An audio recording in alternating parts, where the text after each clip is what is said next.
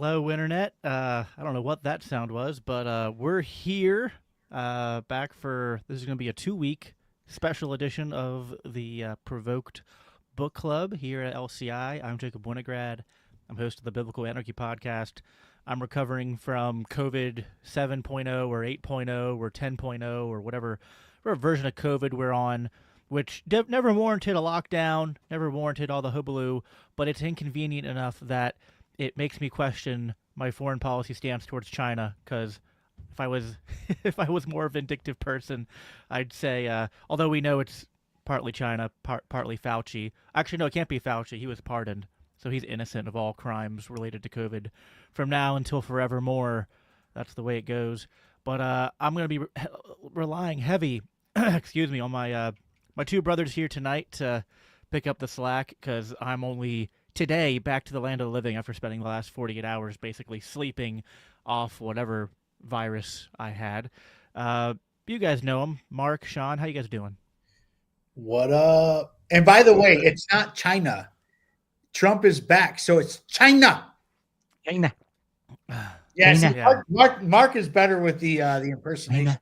I am. Jason's got the best impersonation for Trump. I don't want to Trump is at all. So Tonight I am going to be, in honor of the fallen, doing my best Biden impersonation, because that's about how much mental capacity I have right now. So I'm going to be speaking very slowly, barely reading the teleprompter needs to move slower. Pause. Hold the line. Pause. Yeah. don't poop your pants. We'll be okay. Oh boy. But yeah, we have in about 35 minutes from now, we have the one and only legendary Dave DeCamp from antiwar.com, Libertarian Institute, who'll be joining us. We had scheduled him for week 7, but we missed last week for week 6. So let's do a little bit of, we won't, as always, this is just giving you guys the tip of the iceberg. You have to get the full experience, get this thick monstrosity right here, Provoked. There's just no way in 45-minute sections at a time, hour sections at a time, that do we have a shot of all three of us holding it up? We gotta do that. I'll make sure you have to read this thing. You cannot get it through us. You can't get it through osmosis. You can't get it through any kind of thing. You got to listen to it or read the darn thing. This is to whet your appetite. Book, though, this is a major commitment, ladies and gentlemen. And there's so much, and I promise you, as you're reading it, you're going to go back and read what you just read a couple times, because you're going to say, that can't be real. And then you're going to go back and read it again, and you might even look at the footnotes on the bottom and go, oh my God, this is real, and this is so bad. Highly recommend anybody read this. I don't care if you're left, right, dumb, fat, stupid, whatever it may be. Read the damn book. Get yourself an education. Yeah, I just said education. And seriously, if you really want to learn something about what's really going on over there in Europe right now between the Russia and Ukraine, it's in this book. And the receipts are endless. I mean, the footnotes are endless. I mean, Scott's a walking encyclopedia, and he shows that, and the book is absolutely brilliant, but be prepared to get yourself extremely upset a few times here and there. Yeah, absolutely.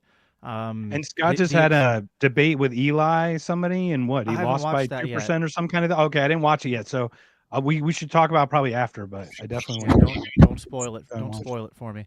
But yeah, no, I mean the expression, reading this book, that expression, you can't make this shit up.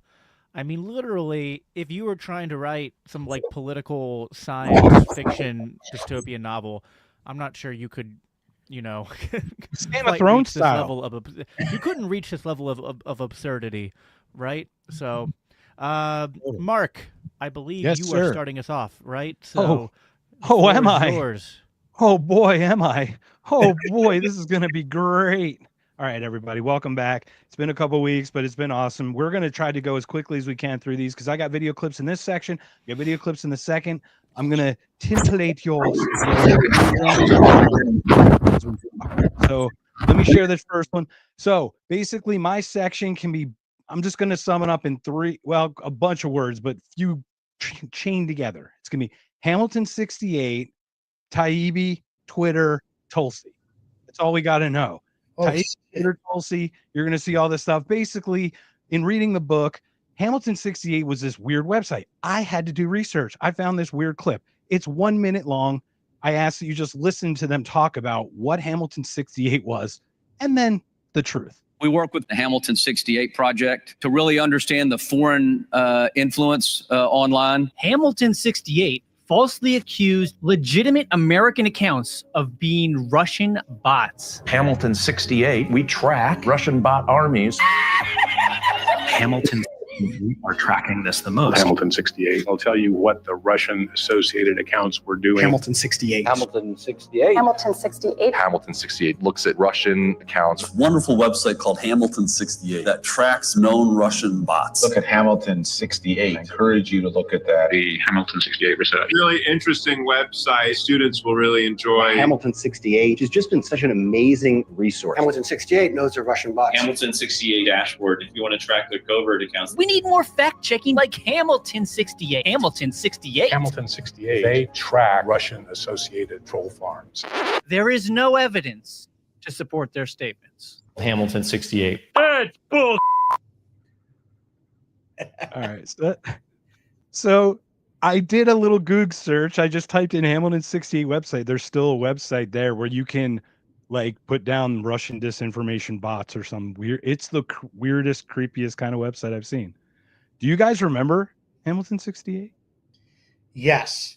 And there's also people on X who can add you to groups like that. I've been added to Russian propaganda many times because of my X account. It's so funny. You know, heaven forbid, you know, you speak out against the grain. You know what I'm saying? Otherwise, you're just a Putin sympathizer or God knows whatever. You know, people are dumb. I'm not going to say what I think I should say right now. Let's go. I get you. What are your thoughts, Jacob? That felt like some kind of weird like government indoctrination thing. Like I'm in a closed room with like a light going around it. That video you just played, that was wild. Yeah, I mean, it reminded me of those other. You've seen those like news clips before, where all the different news outlets are saying the same exact thing over and over again through different news outlets. So, yeah, you know what I mean? Like, I don't like to get all tinfoil hat. Like, I like to think the government's just incompetent and not evil and satanic. But man, do they make it hard to argue for that? Yeah, isn't that crazy? Mockingbird is still very real, ladies and gentlemen, and that's all I'm going to say about that. If you don't know what that is, feel free to Google Operation Mockingbird and knock yourself out. We are living it in real time as we speak. Right. So, as we continue, the next piece was the Twitter files. Matt Taibbi. So, Matt Taibbi goes in Congress, and then something really strange. Just what a coincidence. Just something very coincidentally happens the same day he's called to testify on the day. So, I'll play some of this video. It's just fun to watch and go back in time and just remember just some of this stuff and what they tried to pull over our, which wool they tried to pull over our eyes. So I'll share this for us.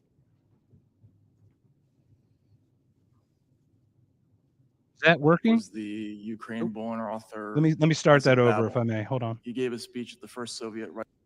Hate speech is protected in the United States. One of my heroes growing up was the Ukraine-born author Isaac Babel.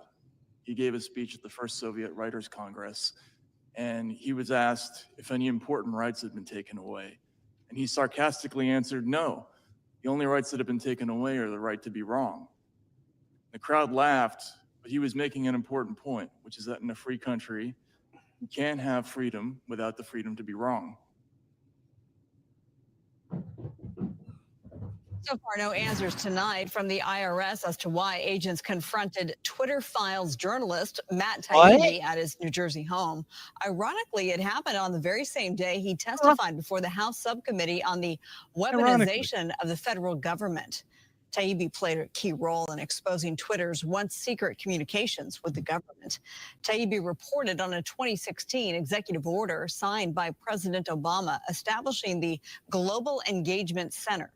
He lays out how it set off a dramatic shift in the government's focus from counterterrorism to so-called disinformation, adding that it created a collective panic, defining this generation, similar to how the Red Scare defined the 1950s. One more. The journalist Matt Taibbi, Actually, two more. week This is said great. that the IRS Watch the visited his look home the same day as he on testified Kirby's to a House face. Select Subcommittee on the alleged This weaponization of thoughtfulness on his government. smug Taibbi little wrote on the Twitter stupid files face. Huh? that revealed government cooperation with Twitter to censor disfavored speech. Bunga, bunga, bunga. Did I leave the oven on? Just now, the gathering that be better. Dude looks like he needs. Journalists from cyber threats, harassment, and abuse.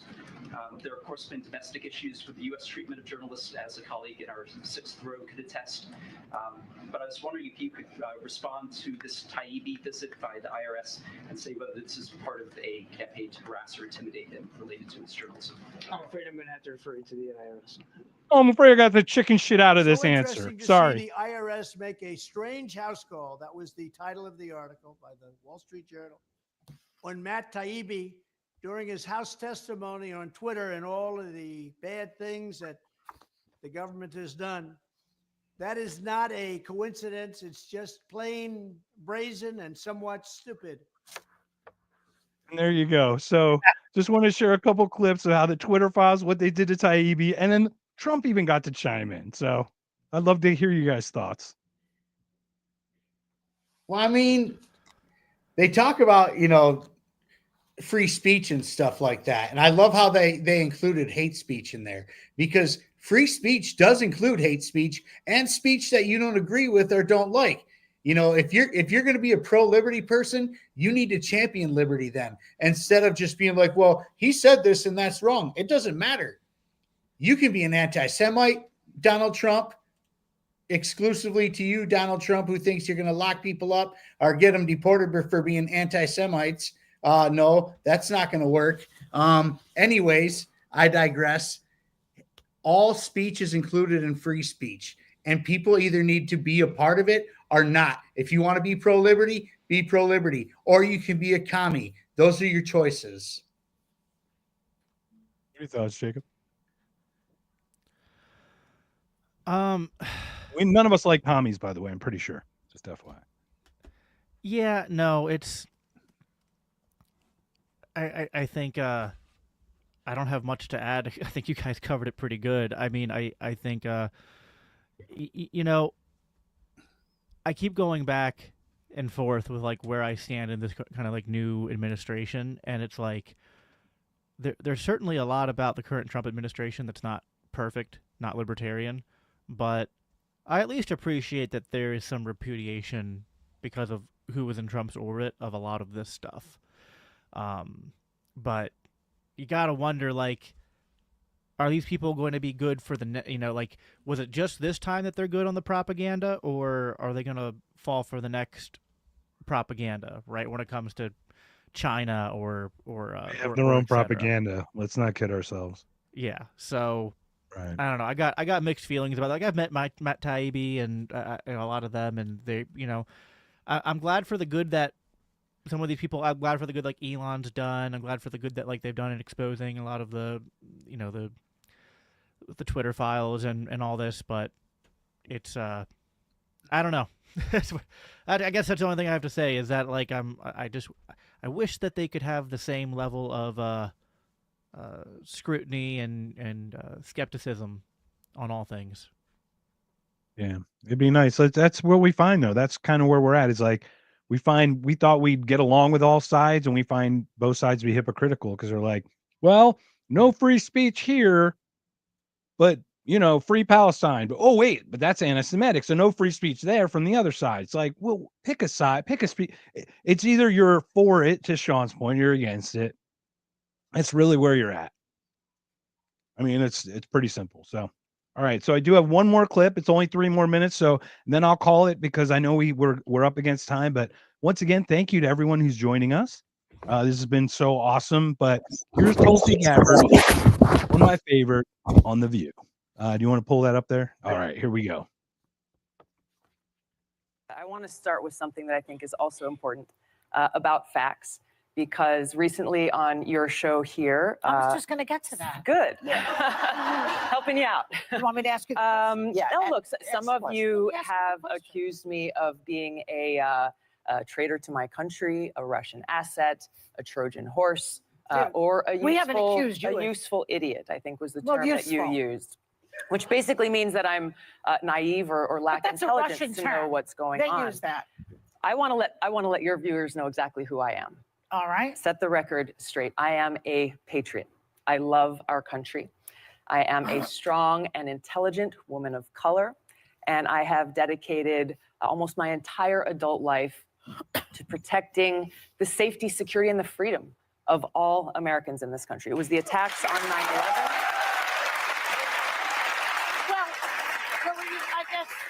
I guess we're getting a little bit far ahead of ourselves, but Franklin Graham finds you refreshing. He doesn't find me refreshing. Richard Spencer, the white nationalist leader, says he could vote for you. Joy, this is why you're on I'm Tucker here. Carlson at least 10 times. Why don't you go on Chris Wallace's show? This is why I'm here, because you and other people continue to spread these innuendos that have nothing to do with who I am. Well, Hillary that have Clinton nothing to started do it, with and then who you I shot am. back at her, boy. You called her the queen of warmongers. You doubled down, unfortunately, doubled down on the baseless accusations that she made that strikes at the core of who I am. I'm a soldier. Because of the attacks on 9/11, I enlisted in the military to go after and defeat and destroy the evil that visited us on that day. I've served now for over 16 years, deployed twice to the Middle East during the height of the war, where every single day I saw firsthand the terribly high human cost. It's why I ran for Congress. We actually have the clip of Hillary Clinton, just to put this in context of what we're talking about. Let's take a look at that. I'm not making any predictions, but I think they've got their eye on somebody who's currently in the Democratic primary and are grooming her to be the third party candidate. She's the favorite of the Russians. They have a bunch of, sites and bots and other ways of supporting her so far. And that's assuming Jill Stein will give it up, which she might not, because she's also a Russian asset. So really? I mean, this is outrageous. This is outrageous and offensive on so many levels. I've served as a member of Congress now for almost 7 years, receiving high-level national security and intelligence briefings, serving on the Foreign Affairs Committee, the Armed Services Committee, the Homeland Security Committee, working to ensure the safety and security of the people of this country. This is why I'm running for president, to continue that commitment of service.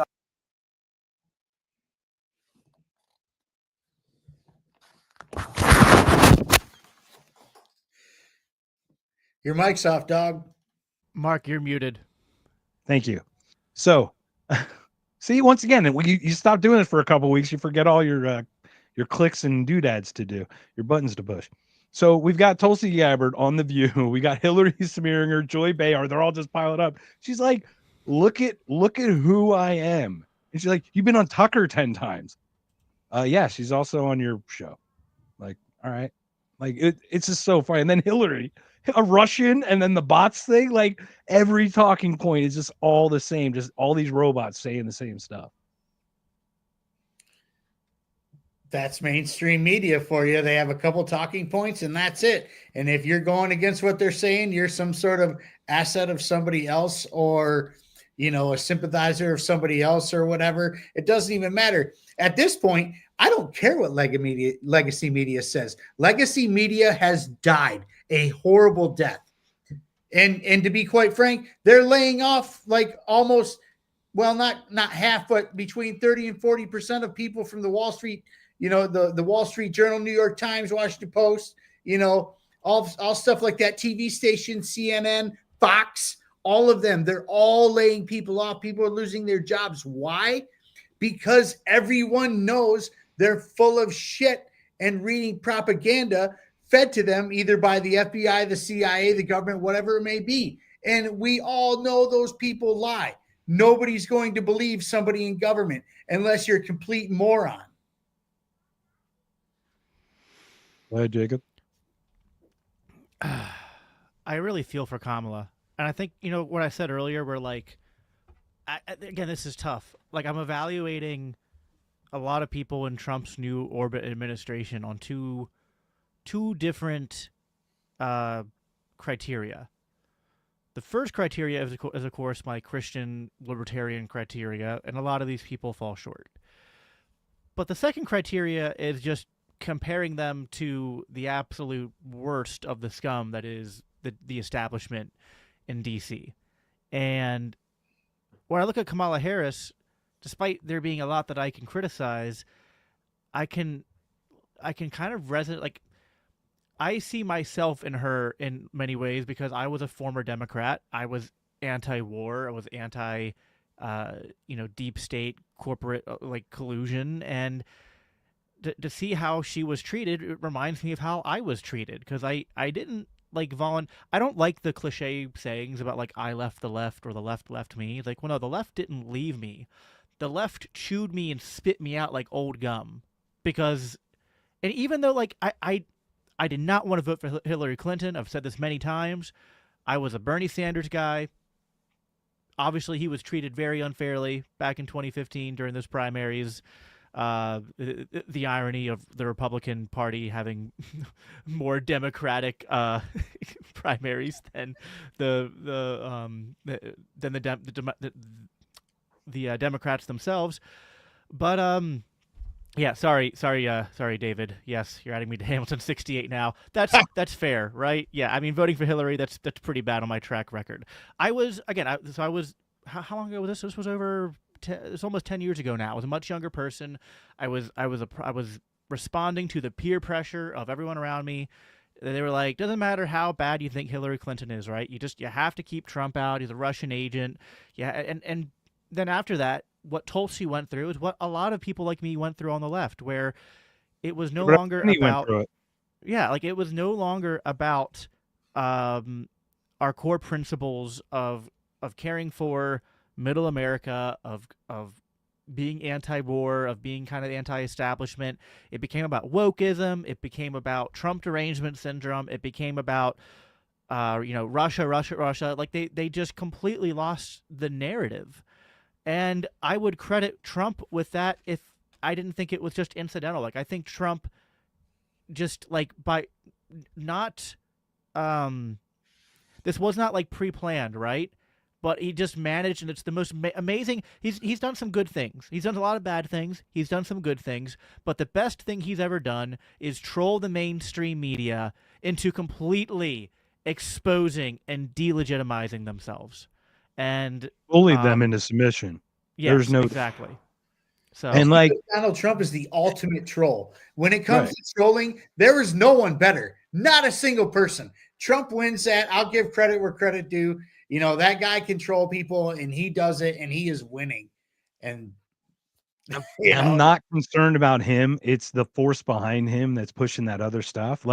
My issue, what was it? Hexeth goes and removes MSNBC, CNBC. We know how corrupt they are, but removing them from the Pentagon to replace them with different or with media they agree with, which is just as freaking corrupt, just to Jacob's point, propagandized from the other side, right? It's why? No, it's either all or nothing. Let them all in, let all the voices shout at each other, or kick them all out. Don't have this my media. You know what I mean? This my media stuff. That's the whole thing. That's what killed corporate media. It's such a win we're going now. Around it. It's such a win now that Trump is allowing podcasters and independent media to apply for the press White credentials. House? Yeah, for White House press credentials. That's such a again, it's such a mixed bag, but I want to celebrate the wins, man. It's certainly it. Action is good. We agree that certain things needed to be undone. We are just concerned about the overcorrection, right? The oversteer. But the inertia of the million miles per hour we were headed towards the cliff has at least been abrupted, and I'm happy about that. 100. So, sir, I hand it to you to take over from here, and I step away till our next section and when we see Dave. So thank you, gentlemen. So picking up where I guess kind of where we left off. So as much as it's funny because Putin's constantly, he's this evil boogeyman. He wants to remake the USSR and all that.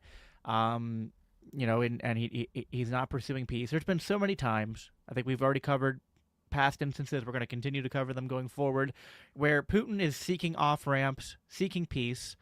My section began with a missed chance for peace, which was Putin proposing UN peacekeepers into the Donbass to stabilize the conflict and to actually advance and enforce the Minsk agreements, which we all know the Minsk agreements were just basically a ruse. Let's just call it for what they were. This was just basically putting pause in the situation to give us as much time as possible to put Ukraine in a better position so that we could better leverage them against the Russians. That's just what it was. Let's just call it for what it is. But Putin, he's like, hey, we have an agreement here. Let's follow it. Let's get the UN to help us follow it, right? Seems reasonable. But there was, of course, refusal from the US and the UK. Germany, of course, wanted to go forward with it, but no one else. And then, of course, we had talked about the so there was a shift in strategy. There was the I forget the actual name of the treaty, but there was the one treaty that Trump pulled out of. It was an arms control treaty, and so because Trump had pulled out of that, Putin had announced okay, well, now I have to basically I have to respond to that. So now there's a new nuclear weapons program, and this included hypersonic missiles, nuclear-powered cruise missiles, underwater nuclear drones, all designed to bypass U.S. defenses. And Putin, of course, is saying this is a deterrence measure, and he's continuing to warn. He's basically screaming at this point to stop expanding NATO, stop expanding their military alliance right up to their borders. So, and I have more to say on this stuff later in terms of the next section where Dave's coming in. But I don't know. Do you guys have anything you want to say to any of that? The refusal to enforce the Minsk deals and the Putin's response to pulling out of the treaties. Go ahead, Shawn. I think I need to wait until the next round for that, honestly. Well, what I love about is Merkel's admission in hindsight is the Minsk treaty was to help bolster the defenses of Ukraine, to help pour more weapons in, right? It was basically a stall tactic. So just watching the admission of that, the admission of Stoltenberg and all these guys all admitting, yeah, NATO was a red line. Yeah, we did it anyway. Yeah. We stalled. I mean, they're just openly admitting these huge flaws that we clearly see, which certainly compelled people to make certain other actions they may not have done. Are you responding to the comment? Yeah, I am responding.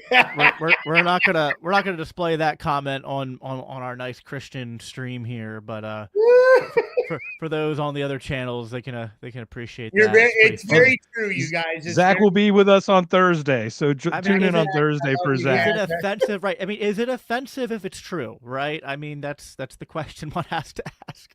I can keep that PG if you want. I could say it PG. I watched Zelensky play the piano. Zach Attack said Putin and Zelensky need to have sex. We already know they're both homosexuals. Yeah, it works. Something like that. Yeah. Which, Zach Attack, you're right. That's hilarious. Well, so something else from my section I think is funny. So we have ex-ISIS fighters finding a safe haven in Ukraine. So, that doesn't make sense to me because obviously, we remember that after 9/11 that Putin made the offer to George Bush to, hey, let's fight the war on terror together. And then, of course, then they combined forces and took out all the Mujahideen and Bin Ladenites in the regions, right? Sure. There's no Al-Qaeda that's running Syria right now. It was dancing in the streets when 9/11 happened. Yeah, there's none of that guy. None of that. Well, wait, you mean... Wait, ISIS is still a thing? I thought I thought we combined forces with the West and the East to take. And which one's backing? Is it the Pentagon backing them, and the CIA is backing Al Qaeda, or is it the other way? I keep switching which 3-letter, which douchebags are backing which douchebags. They go together like peas and carrots. Obviously, I'm being coy. I mean, it's again, sometimes these sections are hard to talk about because I just we're beating a dead horse, and it's like, oh yeah, okay, yeah, and the Bin Ladenites that we funded and supported while we were fighting the Bin Ladenites, hundreds of miles in the other direction. The Bin Ladenites when they can fight Russia is good, and Bin Ladenites when they're closer to Israel is bad, right? I'm sure there's no connection there. I'm sure our Israel being our most important ally and Russia being literally the devil in the neocon foreign policy manual has nothing to do with impacting our very inconsistent policy with how we handle Islamic extremists. And nothing to do with Trump taking over $230 million from AIPAC. I'm sure nothing at all. Whoa, that's uncalled for. That's anti that is some violent anti-Semitism you just spewed there, Shawn. How dare you have a problem with a foreign nation political action committee spending billions of dollars on American politicians? I mean, hey, they only fund 90% of our government, but hey, I digress. I mean, I guess I'm just an anti-Semitical Irish bastard for, pointing out the obvious that some foreign nation has control over our country, and it didn't matter whether Trump or Harris won. But once again, I digress. It also makes us anti-Semitic if we oppose Nazis, apparently, right? Because in my section, we continued to hear from figures like the Azov Battalion and Andrew Belitsky and others who basically told Zelensky, screw you, we're not capitulating, blocked any efforts by Zelensky to pursue peace, which was kind of what he was elected for in the first place. And then, of course, we have... Wait, who remember? Hold on. Those are Nazis that helped kick out Yevchenko back in the day with C-14 and the right faction. Like, this is the same players, just like the Al Qaeda guys from 95, guys, 93, 91. Like, think about how far. I mean, they were obviously built up by us in the 80s, right, with Afghanistan, because they were fighting the Russians then, or at least the Soviet Union. And then we globalize it in the early to mid 90s. This is 25 years later, 25, less than 30, between 25 and 30 years later, that long. And we still hear the same players, same thing. And then we go and bomb them. And then what? 10 minus 2 equals 20. Because every cousin and brother and uncle sees it and they join. And then we fund them. So there it is. I know Shawn has got it. Shawn has it. Shawn has the Sam Harris of Trump deranged syndrome for Israel. And I'm even doing the Trump dance for y'all. I just love this comment. This is an IDS acceptance chat. That is God bless Israel. We don't care for the IDF though, man. We don't care for the IDF. My section ended with Ukraine Gate, which I don't want to spend too much time on because we're running short on time, but obviously we all know about Hunter Biden's dealings with Ukraine and all the money laundering and corruption there. And, what can you say? Shawn, you got anything you want to say to that and then transition to your stuff quick here? I think we should just transition because we all know what the laptop is. We all know why he got pardoned. We all know why Fauci got pardoned. We all know why we're doing this today. Listen, Biden is just a staunch Second Amendment advocate, right? I mean, he just couldn't stand for Hunter, his son, being convicted for, unjust, unconstitutional gun laws, right? Going back to 2014, I know. How ironic. Isn't it ironic, don't you think? What happened in 2014, guys? Wait. In the chat. Hey, chat. What happened in 2014? I want to hear it from you guys. We don't want to tell you. What happened in 2014? Come on, chat. Come on. Oh, come on, guys. You guys are being gay. You're not answering right now. Come on. Fine, I'll answer for you then because you suck at this point. Coup in Ukraine. The coup in Ukraine. Yes, I am for And there we go. And who did the coup? Who did the coup? I am. That was a who I am. grassroots democratic Who revolution. did it? That was Who a did it? grassroots democratic. If I say it loud enough, over and over again, it's true, right? It was a grassroots democratic revolution. It was crazy, and it had to be done because of democracy. It was democracy in a Slavic state that does not even know what democracy is. Listen, I need to get that quote from Star Wars Episode 2 or 3 where Palpatine goes, "I love democracy," and just play that like nonstop during these conversations because it's just so ironic. Shawn, do you want to go through your stuff quick and then? Yeah, I'm going to go through real quick because we got to get Dave on here just because Yeah. he's much more entertaining than any of us. So, real quick, like I started with Paul Whelan, which is great because Paul Whelan, at the time when he got arrested, was living just like 25 minutes down the road from me straight up in Novi, Michigan. He wasn't far from me at all. So, Paul Whelan's arrest and impact on Russian relations. Arrested in Russia for alleged espionage in 2018 and sentenced to 16 years in prison in 2020. Whelan's case heightened tensions. His imprisonment was seen as a barrier to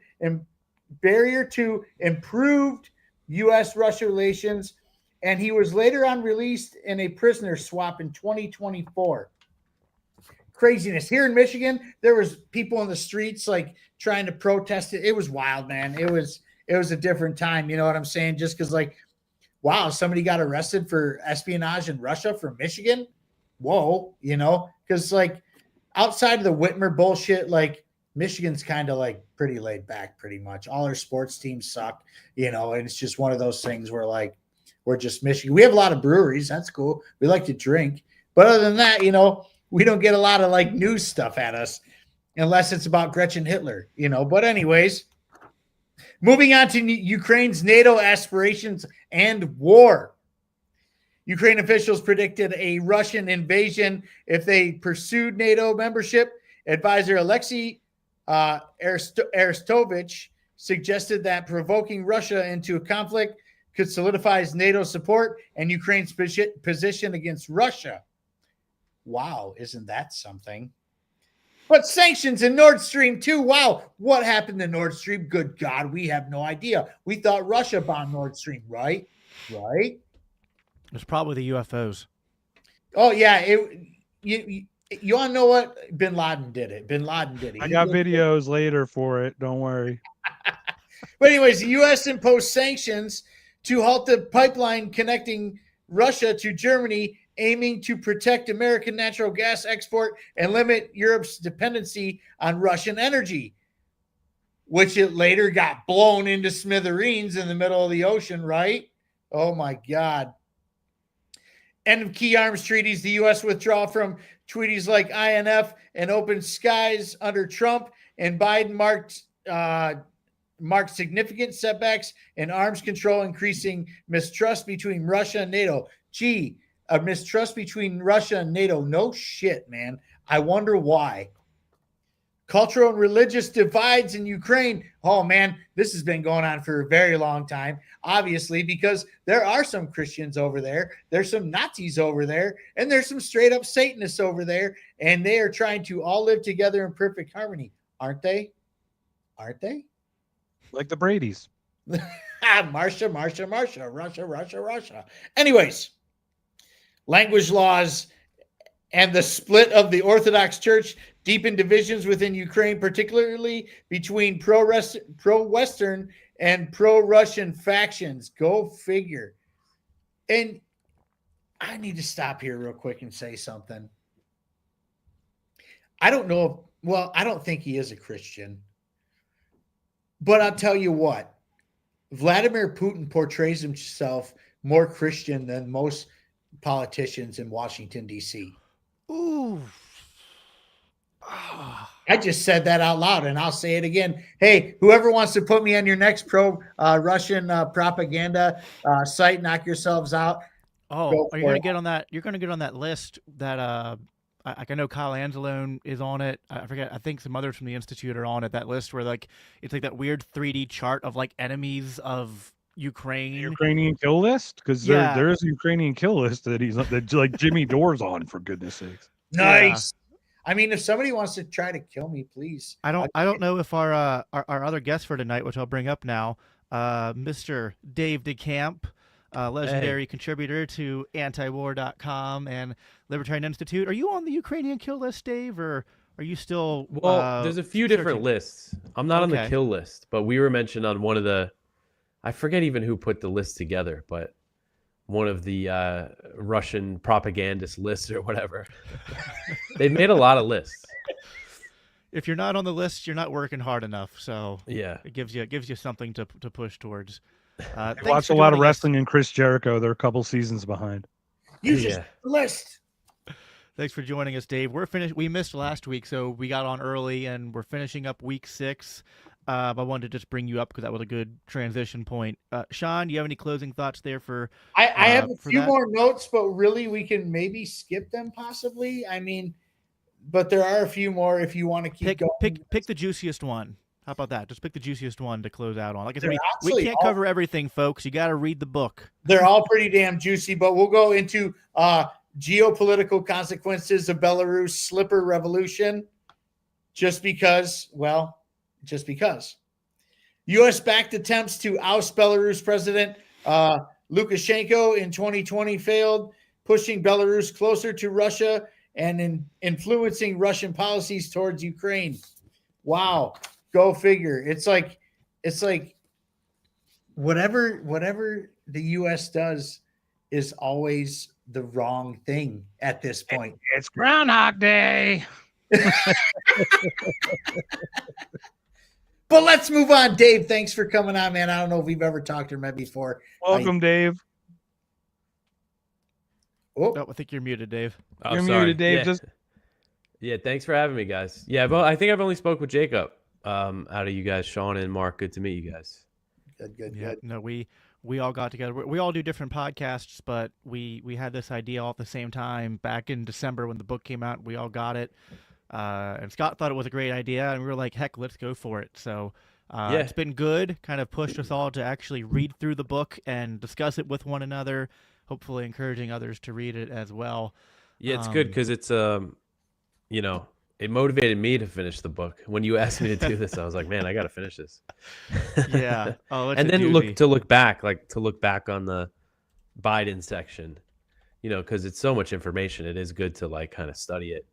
And then I'm listening now because he's putting out the podcast. So now I'm listening to the audio version.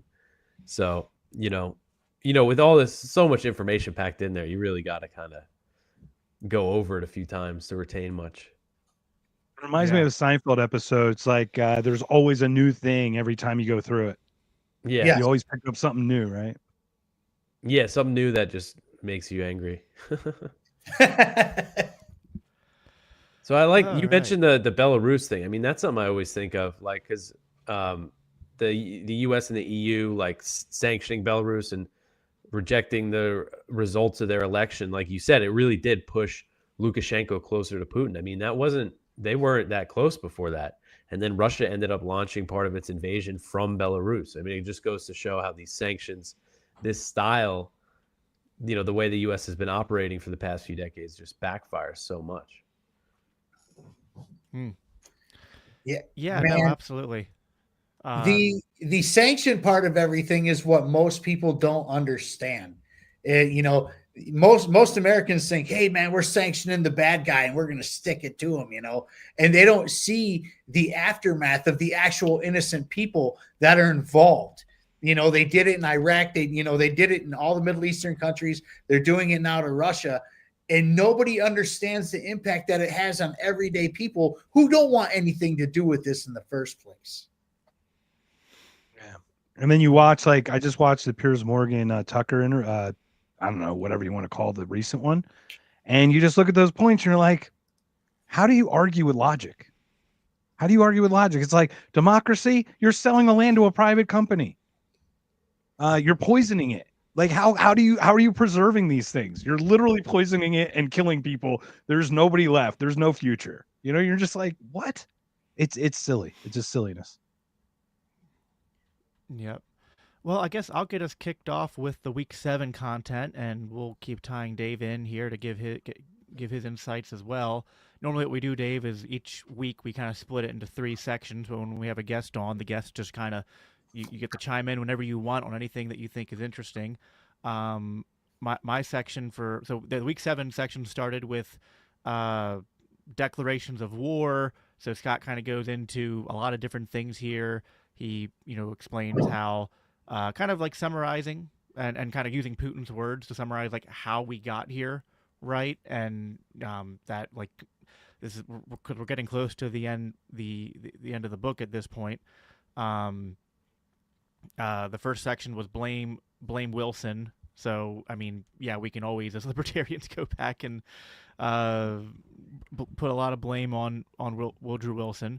But Putin in his speech kind of explains that he inherited a situation that wasn't great, but that he found to be at least acceptable. Like they had already kind of gone back on their promises that they'd given to Gorbachev and whatnot, and they'd already expanded into former Warsaw Pact states and then other former republics as well.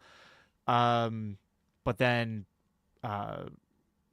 in his words, like they just, he's now in a state of emergency because American and NATO are supporting Kiev's aggressive actions and basically treating Ukraine as it's going to be a de facto NATO member at some point, and that the level, Putin's words, the level of military threats to Russia had just increased dramatically over and over again, and now he had to act. Now, Scott then follows us up by saying that there's options, right? Saying like, yeah, he's being provoked here. Yeah, his security concerns aren't being fully respected, but that doesn't mean that he didn't have other options that he could have, had some responses like shutting off gas to other parts of Europe, or he could have, demanded more UN.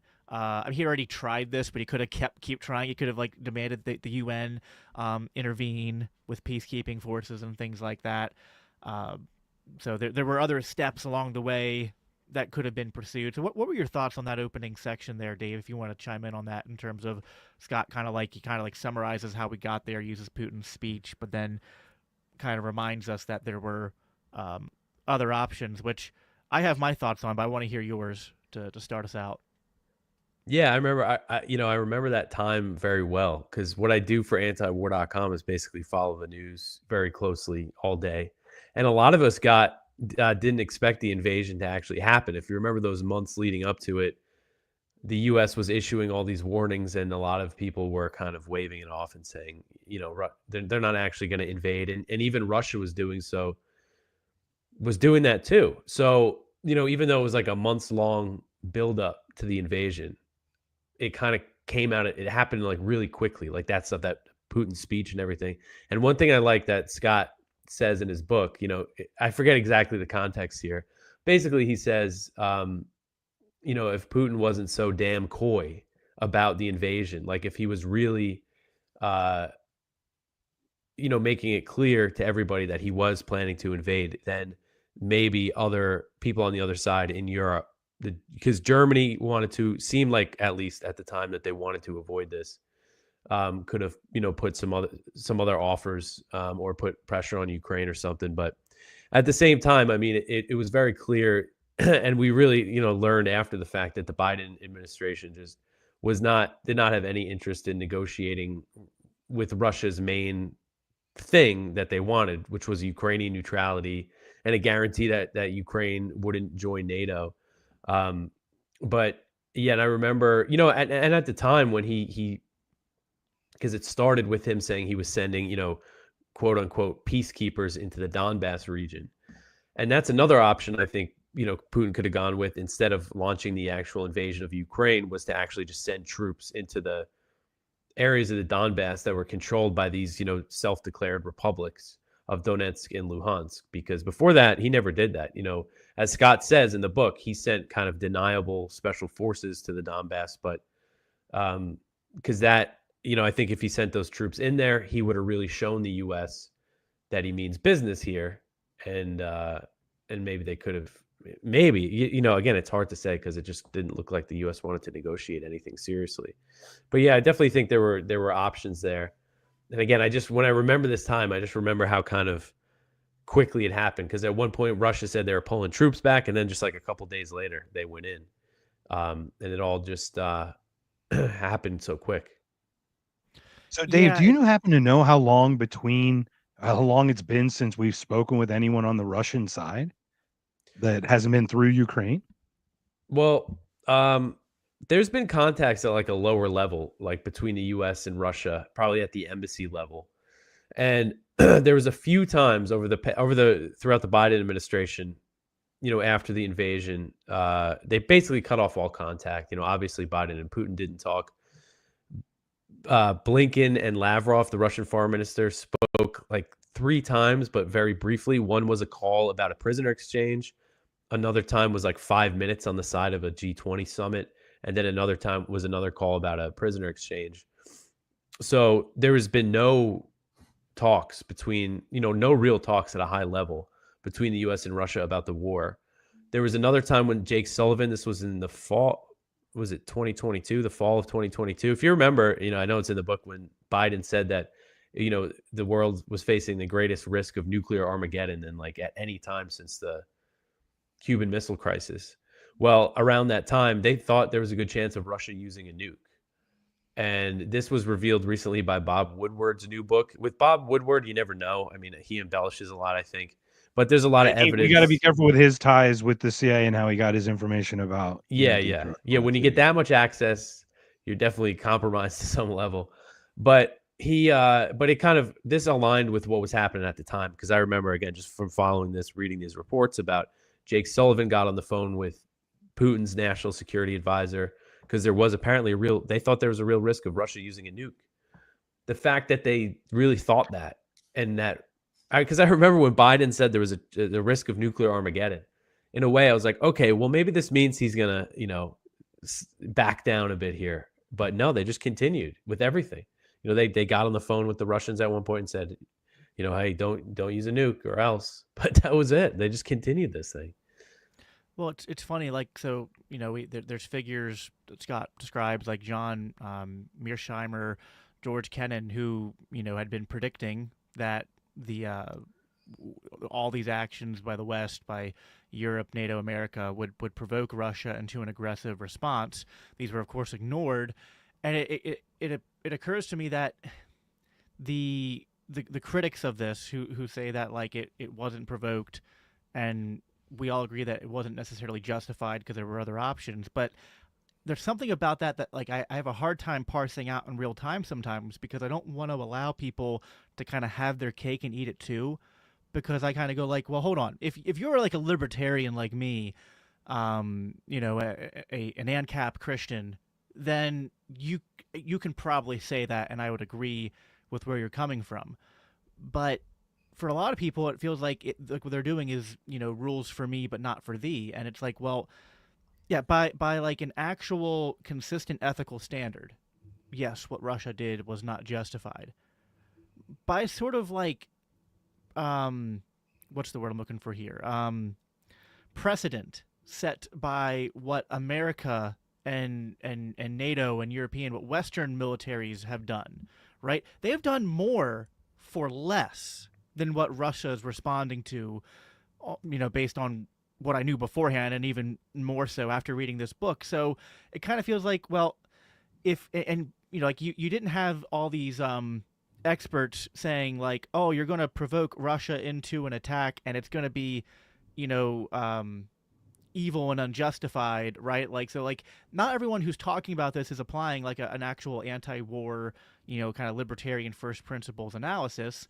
And so that's kind of where it gets tricky, right? Because it's like, I don't want to give cover for Russia, but I don't want to, like, in my condemnation of Putin's invasion, forget to point out that, like, you know, compared to what's like before you hopped on, I don't know if you were here for this yet, Dave, but like Shawn made a comment, like a provocative one, saying that Putin, for all his flaws, sometimes presents himself and carries himself more as a Christian leader than a lot of Western leaders. And I don't know, like, that might be an embellishment, but there's a kernel of truth to that, I think. So I'd like to hear your thoughts on that. Yeah, I mean, when you're talking to, I get a little impatient with it, which I probably should be more patient with people who accuse me of being, Russia, pro-Russia or whatever the accusation is. Now I'm always called like a terrorist or something because of my stance on Israel. Welcome. But and the reason why I kind of get frustrated is because it's like, as an American, I see my duty to call out my government, its crimes and its interventions and everything. And that, like, it's just, we don't have any control over what Russia's going to do. Not that we really have any control over our own government, but I mean, it's just not like, this just wasn't unexpected, as you mentioned. I mean, for decades, you had people warning about this, and it was just such a propaganda push. I mean, the fact that they called it an unprovoked invasion, and that just became the line, like across all the media, all the officials calling it unprovoked. I mean, that should just show you that it was clearly provoked. And yeah, anybody, and right after the invasion, I remember Condoleezza Rice, which is in the book. She was on some TV show and said that, a country cannot invade another sovereign nation. It's like, this is a person who was in the George W. Bush administration, right, when they invaded Iraq. So the hypocrisy is just so much.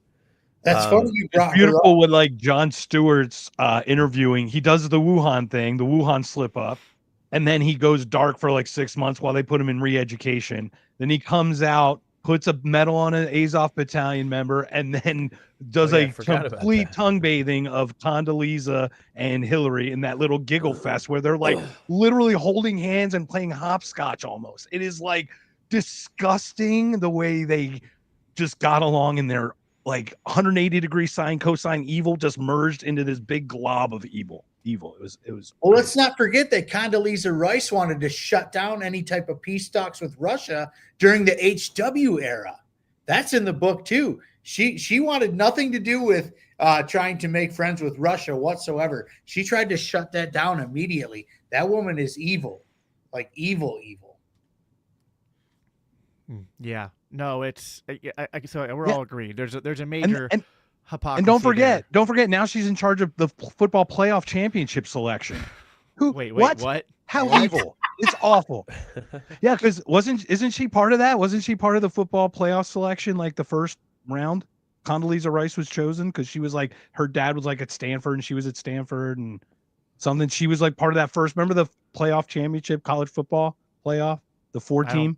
I don't. She picked one. She was one of the selection committee. So yeah, it's like, but yeah, they've all been rehabilitated. Just fails upward. The Bush administration people, they're all just totally rehabilitated, and doesn't matter what they did only 20 years ago. Yeah, and that's like, it's so like, as a Christian, sure, people can redeem themselves, but like there needs to be kind of like, there needs to be some kind of proof of like, hey, this is like, you've changed your views, not that you're just saying things that are now politically expedient. Like I'm sure we all heard. You need to repent of what you did. Yeah, did you hear the comments Rubio made the other day about like, basically saying like, oh, like, America can't be the police force going around the world and doing all this. It's like, what do you mean? Like, except for Israel. You were championing all this stuff for like as long as I can remember, and now suddenly you're part of Trump's administration and you're gonna try to sell a different game, like. Yeah, and then especially like, and okay, sure, does that apply to America's greatest ally, or is there a special exception there? So it kind of falls on deaf ears.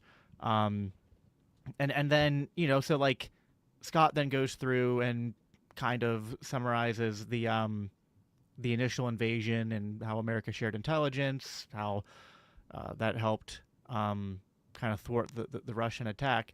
And you'd think like, okay, at this point, like if we had, reasonable, well-concerned, thoughtful leaders, they'd go, wow, we weren't expecting this. We better see what we can do to de-escalate things. But then instead of that, so there's this section in the book called The Afghan Model, and it basically says like, well, hey, we've been fighting proxy wars with Russia forever anyway, but since the 90s, we've been funding various Mujahideen and Bin Laden Knights to basically be fighting against Russia and draining their resources, and now we have a chance to do that on a larger scale with Ukraine and turn it into a quagmire for Russia. Never mind those pesky Ukrainian lives are going to be lost in the process. So what?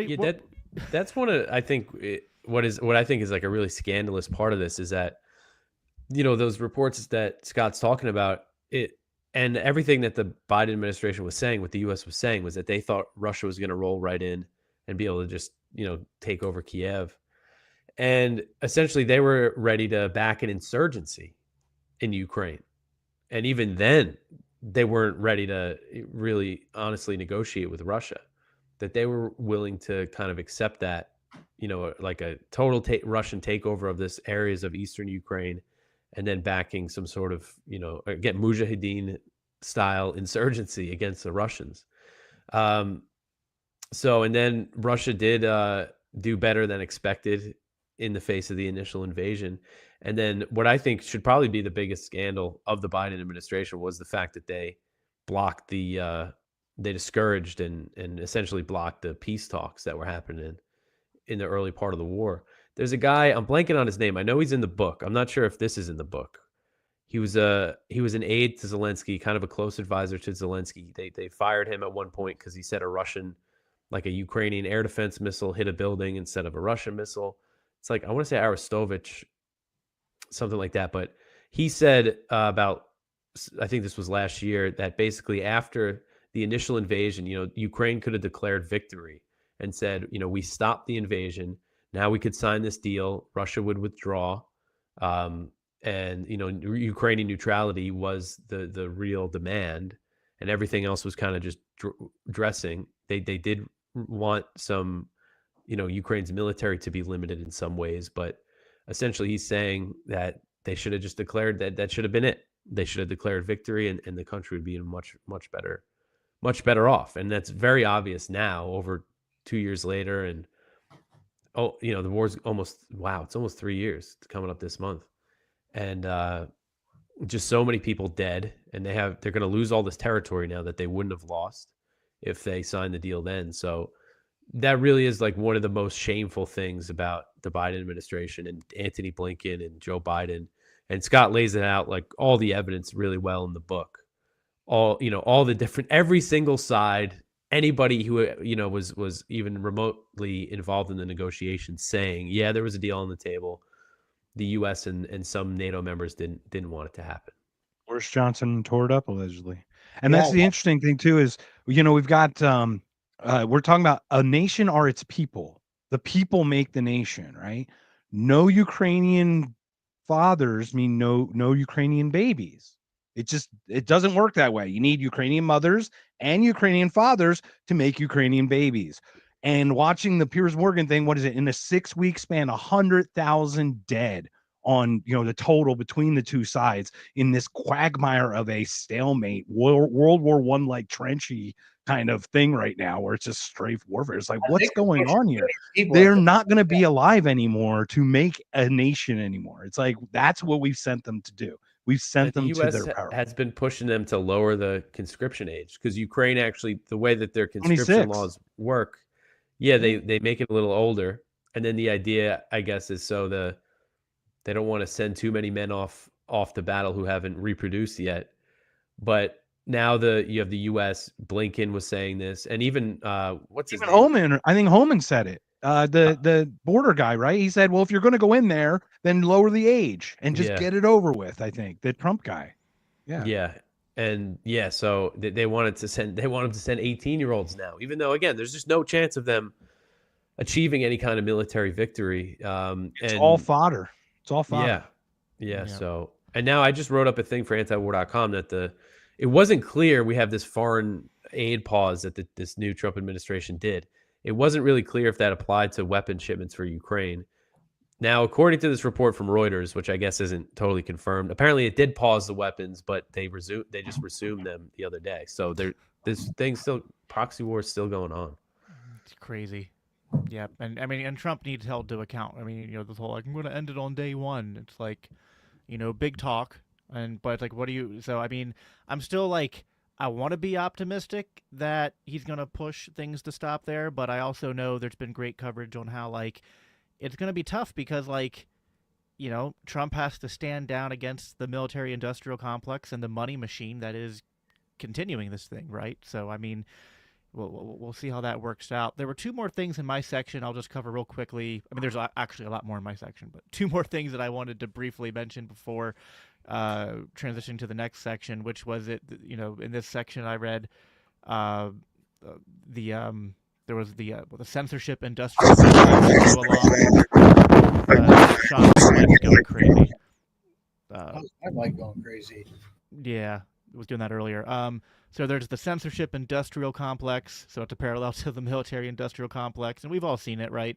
Twitter, Facebook, YouTube, you know, basically, you know, heavily censoring anyone who is repeating Russian disinformation, right? Google played a hand in this as well. And then we also have the, where is it here? The claim of chemical weapons, which is basically just like, you know, like once you've been in the anti-war libertarian space long enough, kind of like when in like the Matrix movies where they're like you begin to see the code, right? It's like we're claiming without any real evidence that a country we want to go to war with has weapons of, you know, mass destruction or chemical weapons which violate you know, like the Geneva Convention and all that. And was a CNN reporter sniffing a backpack there by any chance? Oh yeah. My nose is stinging. Oh, this must be chemical weapons. Yeah. So I mean, it's just like, and we've talked about this before in other episodes, but like, and like if you don't pay attention to this stuff, then you can fall for it more easily. But like if you pay attention to it, which I recommend, you know, Dave is a great person to read his daily reporting, you begin to see a pattern to things where it's like you know, it's like they use the same playbook and they call the same plays, but like it's kind of like in football when, you know, over time the same plays are called but they give them different like code names, and that's all that's happening here, right? Same play, just drawn up in different situations, and you know, they give it a new coat of paint.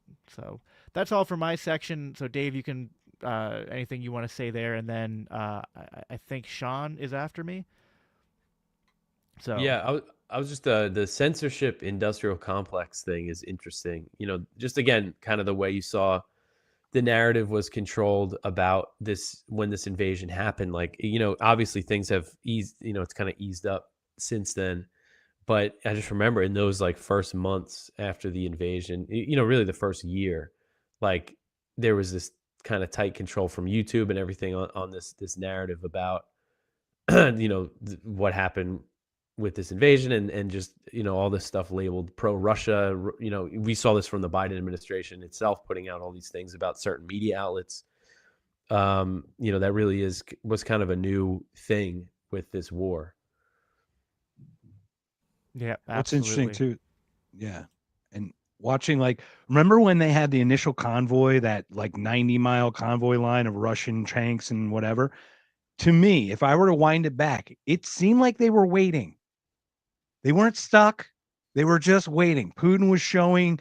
I think what's interesting, what Shawn talks about, the Christian thing, I think it's called discipline, restraint. Like he shows discipline of like what a Christian person has, and restraint, because they're on his doorstep pretty much. Now he invaded 100%. It was an illegal invasion of a foreign, whatever, sovereign nation. All that aside, like, it's crazy how we just sit there. We're like, oh, he can't even have enough gas to make their convoy go. Remember how like they were just poking the bear even up to the invasion while he was patiently waiting possibly for a diplomatic solution, would it seem like. Well, that is the criticism of Putin domestically, is that he waited too long to invade. And you know, about that, because I mentioned you know, Ukraine was able to stop Russia, and they certainly put up a much better fight than people thought they were going to. But it also, you know, Russia sent in 200,000 troops. They didn't really send in a force to really conquer the place. And, you know, if you notice the timing of the withdrawal, they withdrew from the north during the negotiations in Istanbul when there was like a real chance of a deal on the table. So it did seem like that was the whole purpose, was leverage for negotiations. But again, that was sabotaged. Yep, absolutely. That, like, my section literally ended with what, nay, no, Ned. Oh, Shawn, every time you move, you're like bumping something, and then it goes. I think it's on when I put my papers, or it's okay, guys. So I have a 100-pound pit bull, and I have a puppy who's probably like 20 pounds, who thinks she's 100 pounds, and they're literally wrestling over my head right now. Like literally, like I'm in my basement doing this.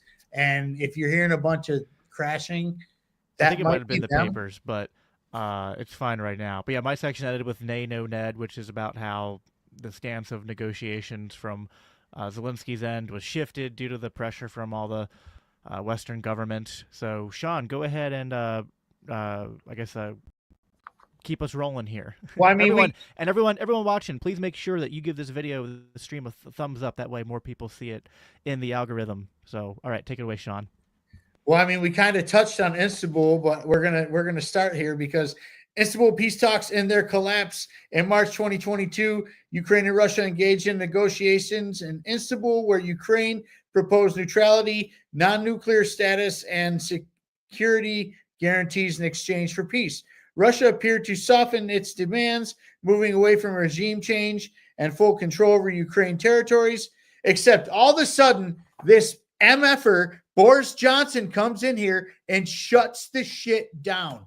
Now, we need to touch on this a little bit more because it's always Britain who's butting in business that's not necessarily theirs. We could go back to the HW era through all this, or HW, or even Reagan, where Margaret Thatcher, who happened to be the prime minister or the president, whatever you want to call it, of Britain at that time, did not want peace within Eastern or Western Germany.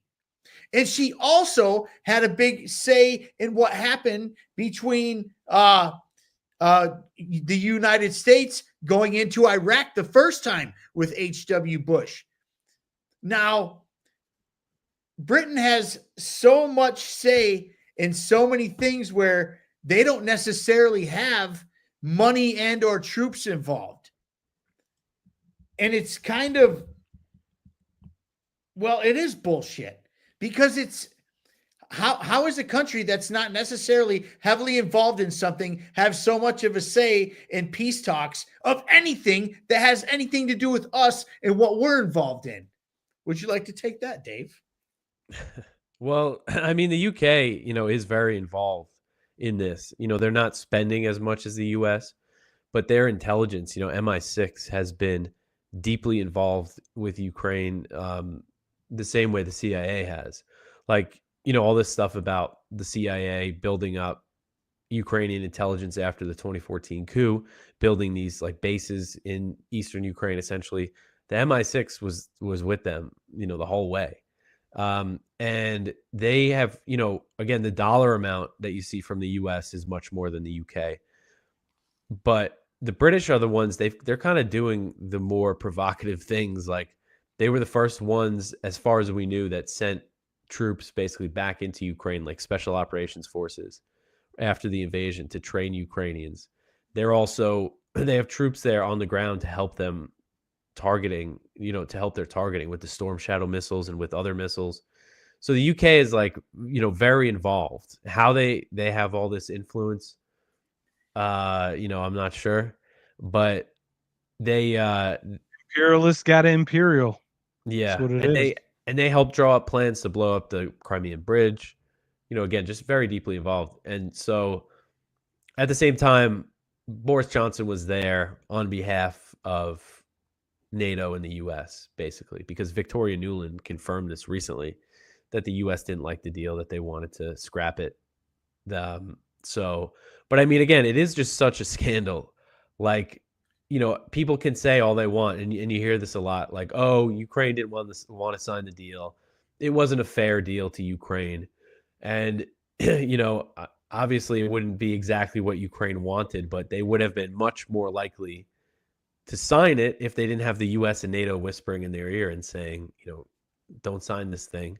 Thank We're going you. to fund. And how many times? How many times through this book has this happened? How many times has it been? Here's a deal. U.S. goes, don't take the deal. We got your back. They fight. Thousands, hundreds, thousands, whatever die, millions, trillions spent, and then the deal's like 1% in their favor at the end, like it was worth the 1% extra that they got out of all of that. It's every time. Just repeat Groundhog Day over and over. But the whole fact of the matter is that how in the hell does Boris Johnson even just get to be the one that just axes an entire deal? An entire deal like this could have been ended in 2022. Shortly after the war started, it could have been ended very easily. Putin was ready to deal, but they weren't having it.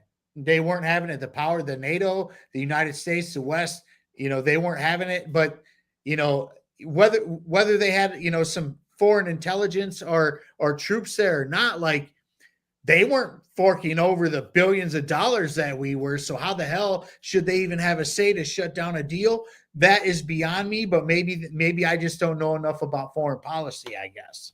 I might have some learning to do still. Well, I'd argue that it's definitely the Five Eyes, right? Which is UK, US, New Zealand, Australia, and is it Israel 5 or is that six? The sixth one? No. Canada, the Five Eyes, right? So those are the guys who steer it. It's the West. So the West is kind of in it together. Like they do not see Russia. They either do not see Russia as the West, or the military industrial complex continues to use them as a punching bag to make more money. It's a little bit of that, right? Probably a little both, to be quite honest. But the Western influence on war and continuation, reports from sources, including Ukrainian officials and former German Chancellor Schroeder, suggest that Ukraine was pressured by NATO and the U.S. to reject peace deal. Former Turkish Minister Mevlut, I'm not even going to try to do that because no, I'm not going to do it. We're just going to call him Mevlut, stated that the NATO members saw the war as an opportunity to weaken Russia. The U.S. and UK reportedly opposed negotiations aiming prolonged conflict drain into Russian military capabilities. The Bucha massacre and narrative shifts. The massacre of Bucha, in which hundreds of civilians were reportedly executed, played a key note in turning international opinion further against Russia. Reports indicate that accusations of Russian war crimes were used to justify continued Western support and avoid peace talks. While Russia was responsible for civilian deaths, some reports suggest that exaggerations may have been used to derail negotiations. Then they move on to the role of the Ukrainian nationalist militias. The Azov, the Azov Regiment and other nationalist groups played major roles in Ukraine's defense, but have historical ties to extremist ideologies. The Western media, which previously criticized these groups for neo-Nazi affiliations, later rehabilitated their image. Reports suggest that far-right elements threatened Zelensky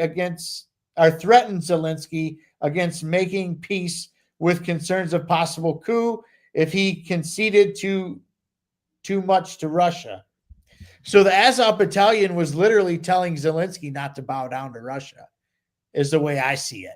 You guys remember, and I think Mark played the clip from this, but that debate Scott did with, what was her name at Freedom? Kathy Young at Porkfest. Oh, sure. We don't really want to talk about the Azov Battalion. Well, she's like, well, it's just got it's a military regimen that just has a very unfortunate history. I was like, by history, do you mean like a year ago?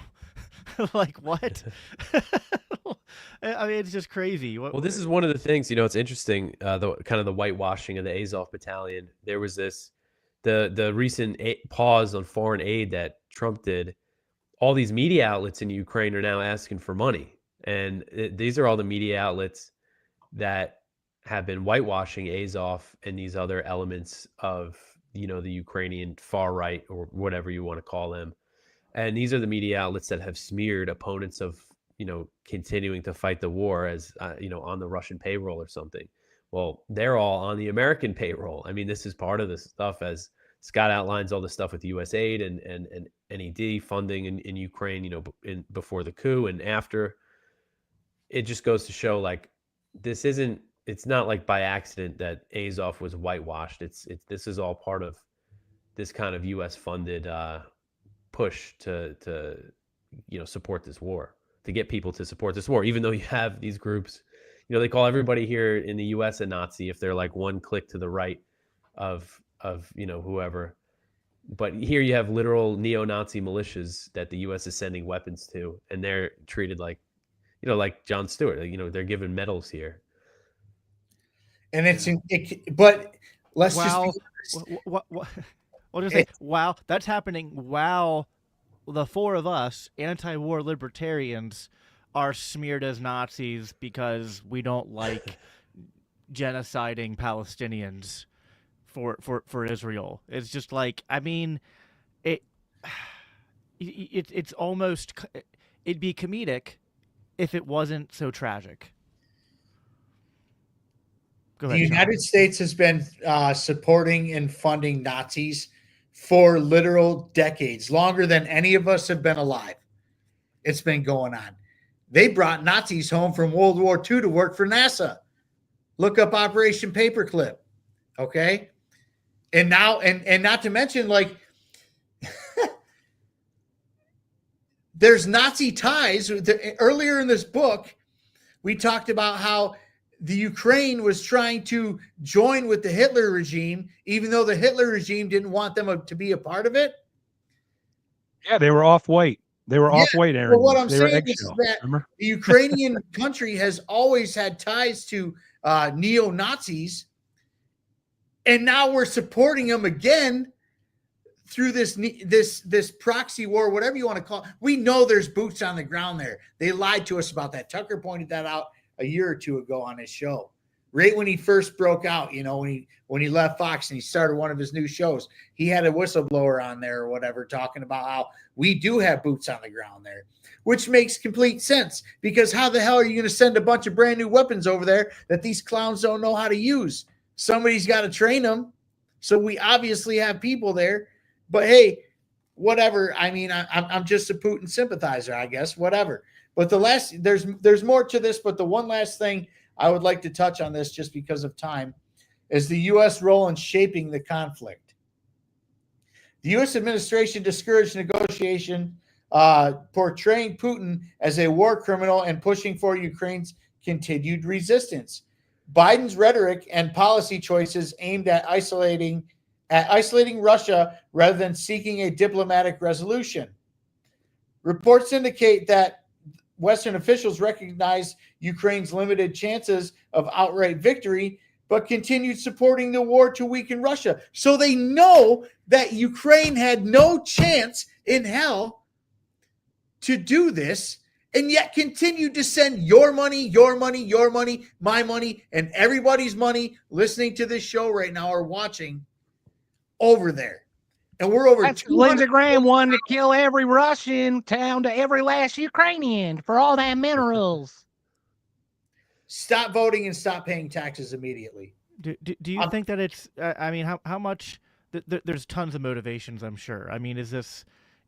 Can we really boil it down to one primary motivation, Dave, or is it like it all? I mean, there's I guess like minerals in Ukraine, but then there's also like I guess it's icing on the cake, but you know, I tend to view the people responsible for this as, you know, like literally either demonic or influenced by demonic forces. And I think that even if there weren't minerals in Ukraine, I think that just being drunk on their own power and, you know, thinking that they can sort of control the world and, you know, move pieces around like chess pieces and whatnot. Like, I think that's all the motivation they need. But I'm curious what you think in terms of reading the motivations of why this war has continued so far and why they haven't pursued off ramps in peace.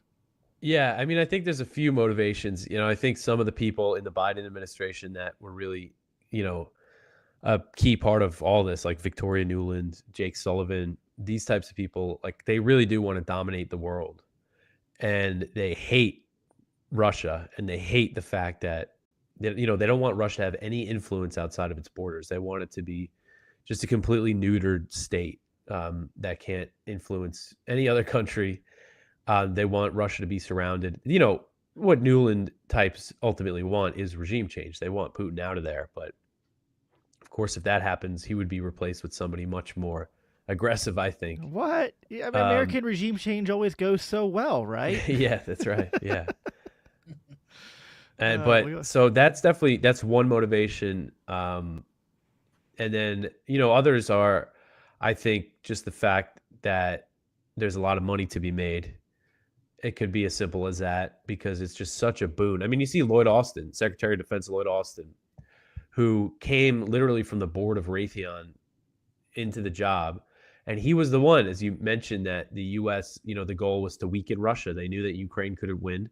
There was just a recent report in Time magazine quoting some guy that was on Biden's National Security Council at the time, saying that Ukrainian victory was never the goal. That was never even on their minds. So the purpose was to kind of bog Russia down, to try to weaken Russia. And Austin said that in April 2022. And again, this is a guy who came right off the board of Raytheon. And then after that, Congress, and all of a sudden, all these weapons made by Raytheon were in hot demand. Weapons that they were basically obsolete, like the Stinger anti-aircraft missiles. I mean, they stopped producing them years ago, and then now all of a sudden they got to get the factories going again. So that's definitely a motive, the world domination. And also, I mean, I guess this is kind of tied to this attitude of world domination, is just I think a lot of them really did want to weaken Russia and to kill Russians, but Russia hasn't been weakened. And then, because you see this from kind of the smarter, people within the U.S. government who are more like hawkish on China. Some of them recognize how obviously all these sanctions on Russia, trying to destroy Russia while at the same time building up around China and going after their economy, was obviously going to lead to China and Russia increasing trade and everything. So, by doing what they did, they created a real serious force against the U.S. in the world, and that is allied China and Russia, with a few other countries that the U.S. also keeps under sanctions, like Iran and North Korea now, and everything. So you just see how I kind of chalk it up to hubris with some of these people like Victoria Nuland and kind of the neocons, that they thought they could really hurt and weaken and destroy Russia here, but it's just backfired for their plans of world domination. That's the beauty of it. Are you done, Shawn? Because I can pick up. That's a perfect. I'm done. Otherwise, I'm going to go on a rant that most people don't want to hear. So perfect segue. So I've got a bunch of clips. I'm going to run it down real quickly. We're going to start talking about the EU sanctions backfiring. We're going to talk about BRICS and how that is. We're going to talk about Nord Stream. We're going to talk about a journalist. I don't want to spoil that because that's very important. We're going to talk about the democracy and the elections that we're fighting for, right? Democracy. And we're going to close it with the killer military industrial complex with Eisenhower. So do you mind cranking me up there, Jacob, on that one clip? All right. So basically what happens, we start sanctioning, right? And who do the sanctions hurt? They never hurt the regimes. They think they're going to hurt the people, then the people uprise. All it does is make people think that we hate them, and they glum with their. How many times has this happened? Cuba, all these other countries where it does not do what we intended to do. It just hurts the people in it. So here is the result of the initial sanctions, because we're thinking we're going to weaken Russia. Not so true. Here we go. The European Union sanctions on Russia have already backfired, leading to a soaring energy prices and gripping its people with fear of mass unemployment. In a recent interview with China's Central Television, Thomas Gula, president of the Hungarian Workers' Party, said the expansion of Western hegemonism is behind the conflict between Russia and Ukraine. He also stated the U.S. sanctions against Russia have backfired on itself, and it is the bloc and its people who are in trouble now. The regional bloc rushed to impose sanction packages against Russia since the conflict in Ukraine started in late February. The sanctions included individual banks, economic and diplomatic restrictions, and import and export bans on energy products.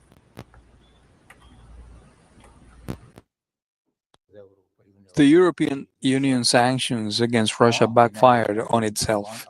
It is the EU and the people of Europe who are in trouble now. Inflation has reached extremely high levels across Europe, and energy prices have risen sharply. In Hungary, the non-private sector is paying the electricity and gas with the price 8 to 10 times of the usual amount. The whole Europe is facing severe consequences. People started a strike for fear of mass unemployment. A cold winter is looming due to the lack of Russian gas. We don't know what will happen next, but it is certain that European people don't want to live this way. So that's where we're at, right? We initiate these sanctions, and all our printing to send money to over, our inflation goes up. All the energy that we waste or the energy that we destroy, which we'll get to, causes the energy to go up. Who's burdening all the weight of the burdens of these types of conflicts? If not directly the Ukrainian people, it's us, all of us.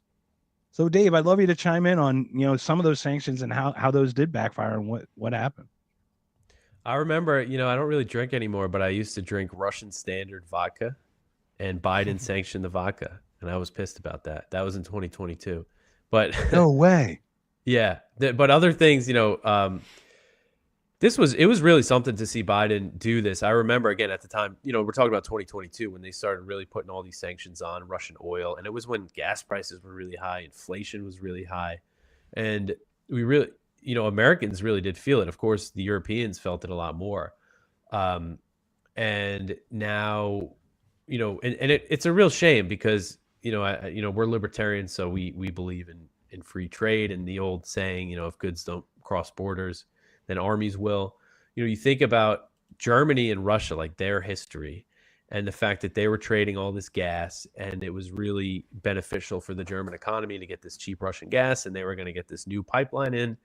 And then you just look at where we are now. The pipeline has been blown up, and everybody's talking about war in Europe, and so I think it's just a real shame. And they've continued to try to implement these sanctions.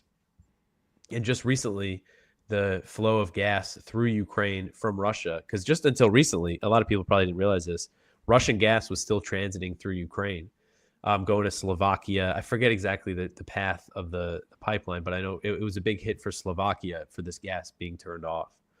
Because some of those Central European countries that are landlocked, they got exemptions for the oil sanctions because they have their infrastructure is like pipelines. It's not like they can get different ships coming into their ports, but it's had this big impact, and we've really just, for there to be real peace in Ukraine and peace between Russia and the West, there needs to be like a serious rebuilding of trust, and just all these things that have been, all these sanctions need to be rewinded. So there's just so many, obstacles to like a real deal, a real easing of tensions. All these little sanctions, and they might not seem like much, but they've seized Russian money to give Ukraine now. I mean, they've just stolen money from Russia to give Ukraine, and all these things. So apart from kind of hurting people, it's also just a big obstacle to real peace. And they're talking about potential ideas for a peace deal, and I don't really see the conversation about lifting sanctions on Russia yet, and that's got to be part of it. I got to take off in a couple minutes because I got to get back to work. No worries, we appreciate your time. Just to give you a heads up, I didn't realize it's 8:28 already. But to expound on that, watching the interview with Tucker and Putin, I don't know how much of that exact number is right, but watching the percentage of rubles that are going up being used for trade, and the win and the other, and the the Indian rupee and whatnot, just watching that for the oil trade, and watching India's go up from like 2% use to like 22% use. It's astonishing what we've done pushing these groups together. So feel free to jet out anytime. Anybody else want to jump in before I play the BRICS thing? Because I think it's kind of important. A lot of the audience doesn't know who BRICS is or what that is. So it's just a 1.5-minute clip on it. Dave, do you want to head out and you want to say something before you head out? Yeah, I got to jump off, but I was just going to say, Biden said he wanted to turn the ruble into the ruble into rubble, and he completely failed at that. And, it goes to show again, these sanctions, like the idea is you sanction a country and then you get their population to rise up against their government, which never happens. No. So, imagine if you're in Russia and you see this foreign leader saying, "Oh, I'm going to destroy your economy." Like, you think that's going to make you like, it's just going to make it gives the government galvanize you. Yeah, exactly. Yeah, it's just that's it's just part such of the economic warfare that they basically did back in the 90s, right? With the sort of phony help that the Clinton administration gave, trying to help guide Russia post-Soviet Union to be more capitalistic. Like, it's the same thing there. Like the Russian people, like the Middle Eastern people, like so many people, like when they get a taste of American foreign policy and sanctions and whatnot, it doesn't make them like us more. It doesn't make them hate their governments more. It has the opposite effect. Dave, thank you so much for being here and taking time out of your day to come here. Do you want to plug where people can find you? Man. I love what you do, man. Thanks, man. Yeah, thanks for having me, guys. I appreciate it. You can always just read give us my all your writing socials. Give us all your stuff, please. Antiwar.com is where all my writing is. My show, Anti-War News, is on YouTube, Rumble, and you could listen to the podcast. It's like a daily news show. Of all the stories I write every day. And then my only social media is really Twitter. At DeCamp Dave is my handle there. I'll reach out to you, sir, because I want to hear your turtle stories. So we'll have to do it. Yeah, I'm a big fan of turtles. That's right. That's what I heard. Right. Yeah. So. Awesome. Thanks, Dave. We'll let you go. Thank you so much. Thank you for stopping by. All we're going to keep going, then finish up here. So, all right. Stick around. I got some cool videos, guys. I really do. I promise. Yep. Mark, go ahead and we got one more video here. All right. Here we go. We got a couple more to go through, but they're all like minute and a half, so they're all worth it. But this one's highly informational about what BRICS is exactly. So, what is BRICS? The BRIC acronym was coined by a Goldman Sachs economist in 2001 to describe Brazil, Russia, India, and China as the economies predicted to dominate the world by 2050. The bloc's first summit was held in 2009 to provide greater representation of non-Western countries in international financial institutions and support India and Brazil in their call for a greater role at the UN. 2 years later, South Africa joined the club, and it became BRICS. In 2023, for the first time in more than 10 years, BRICS admitted new members: Egypt, Ethiopia, Iran, Saudi Arabia, and the UAE. Argentina was also accepted, but the country's far-right leader, Javier Milei, refused to join. The bloc is now sometimes called BRICS Plus. More than 30 states have since expressed interest in joining the coalition, including Cameroon, Pakistan, Sri Lanka, Thailand, and Venezuela.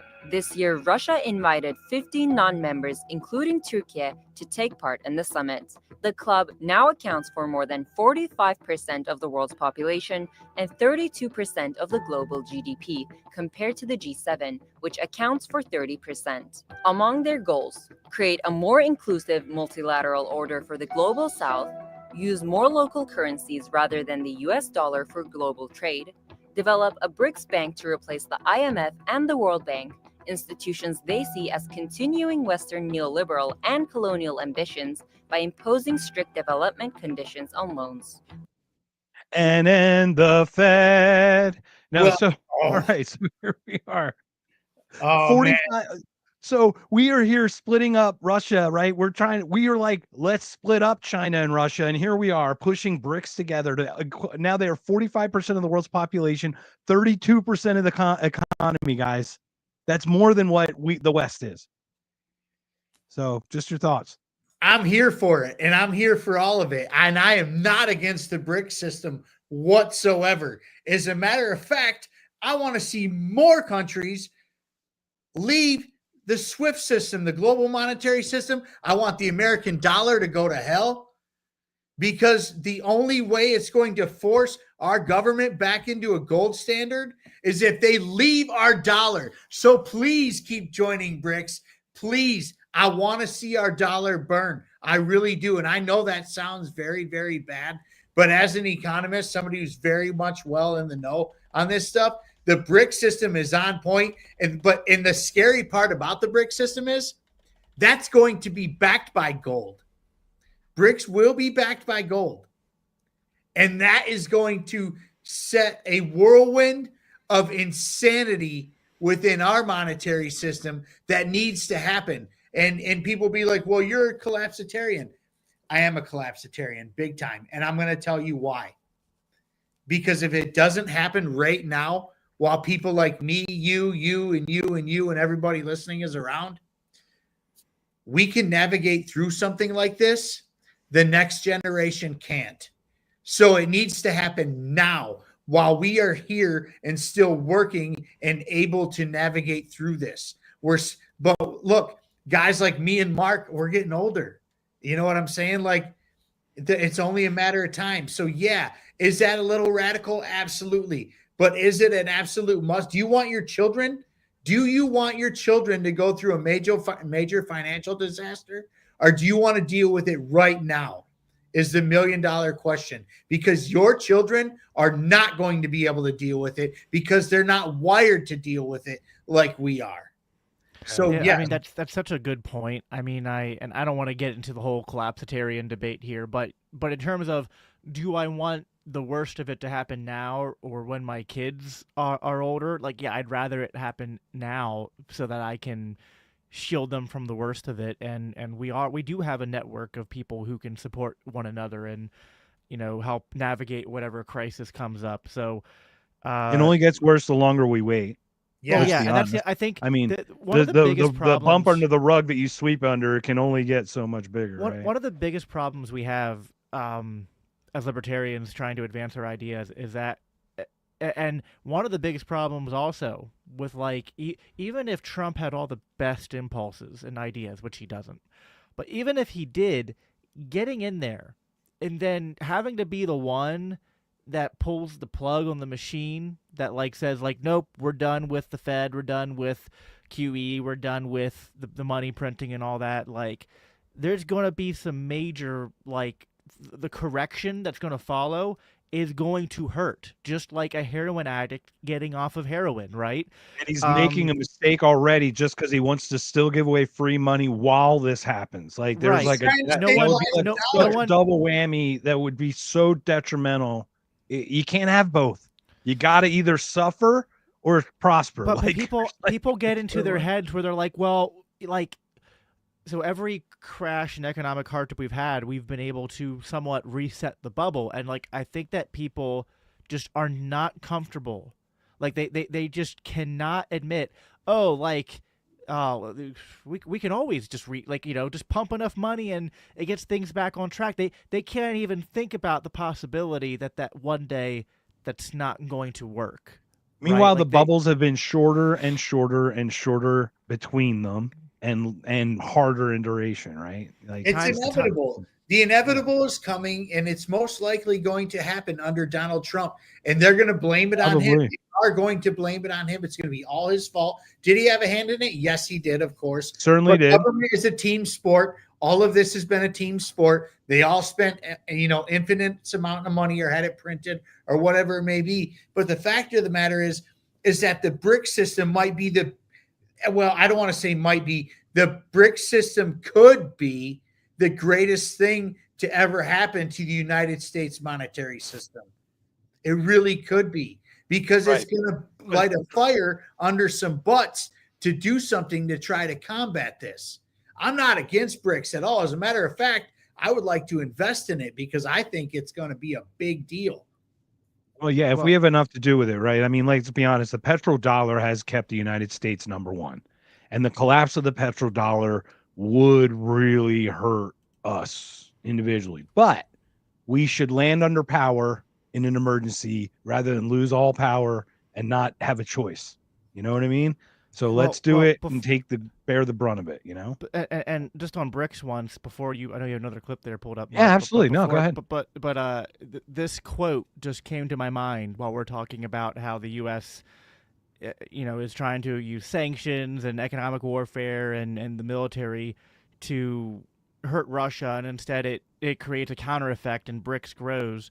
And it reminds me of this short little clip from Star Wars. And we're talking about a Scott Horton book, so a Star Wars clip is very fitting, right? So let me just play this quick. The more you tighten your grip, Tarkin, the more star systems will slip through your fingers.